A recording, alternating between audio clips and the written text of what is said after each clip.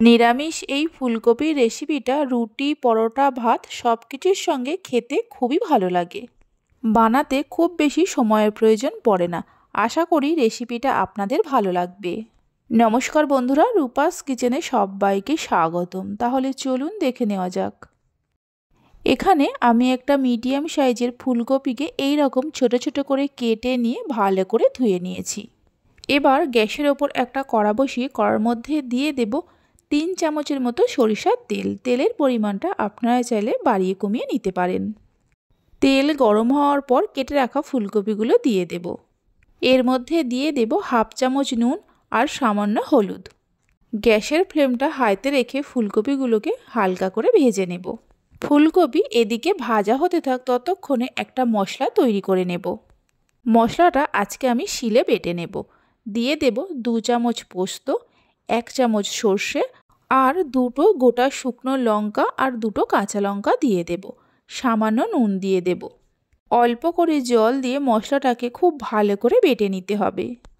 সব কিছুকে ভালো করে বেটে নেওয়ার পর একটা বাটির মধ্যে তুলে নেব। এদিকে দেখুন ফুলকপিগুলো হালকা লাল করে ভেজে নেওয়া হয়ে গেছে। এর থেকে আর বেশি ভাজবো না। যে মশলাটা বেটে নিলাম এর মধ্যে পুরোটাই দিয়ে দেব। মশলার বাটি ধুয়ে অল্প করে জল দিয়ে দিতে হবে, তবে খুব বেশি জল দিতে যাবেন না। একটা মিডিয়াম সাইজের টমেটোকে কুচিয়ে নিয়ে দিয়ে দেব আর 1 মুঠো মটরশুঁটি দিয়ে দেব। সামান্য চিনি দিয়ে দেব আর স্বাদ মতো নুন দেব। ফুলকপি ভাজার সময় নুন দিয়েছিলাম, তাই নুনটা বুঝে দিতে হবে।